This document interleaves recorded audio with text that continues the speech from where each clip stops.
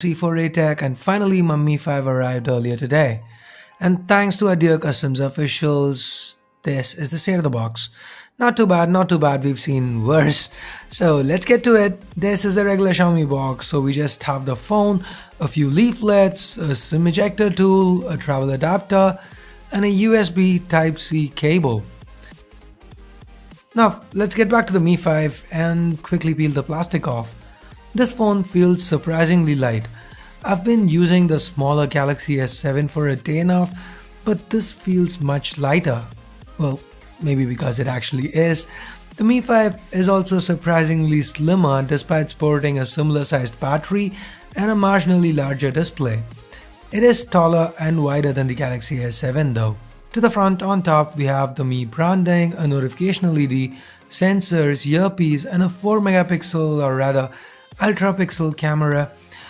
We then have a Gorilla Glass covered 5.15 inch Full HD IPS LCD display, and at the bottom Xiaomi's finally changed the regular keys.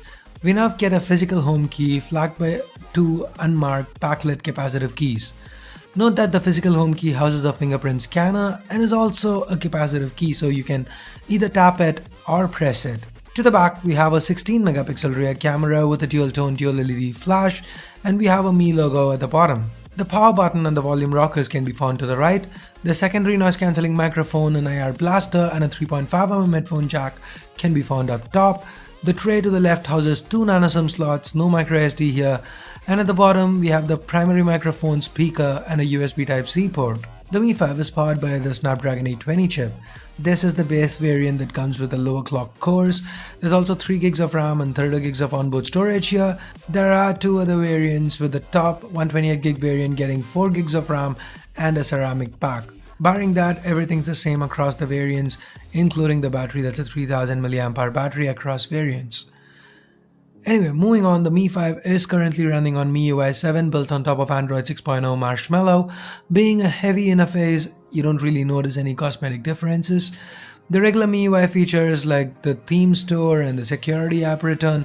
By the way, when you buy a Mi 5 from China like I did, I got this from merrymobiles.com, it does not come with the Play Store pre-installed. I manually had to do it. It's a very simple procedure and I have a video tutorial for it, so I'll leave a card to that here. Coming back, there's a lot of customization when it comes to the buttons, and the fingerprint scanner also works great. You need to press the home key to unlock the phone. Works pretty much the way it does with the Galaxy S6 or S7.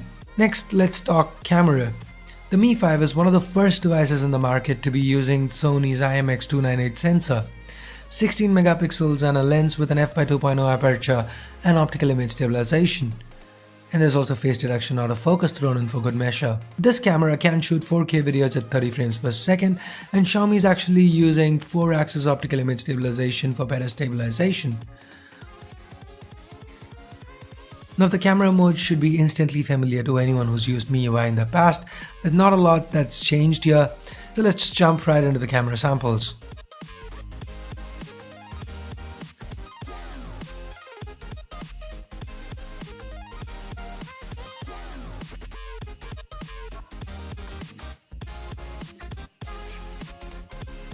So I guess that's it for this quick unboxing and hands-on with the Xiaomi Mi 5.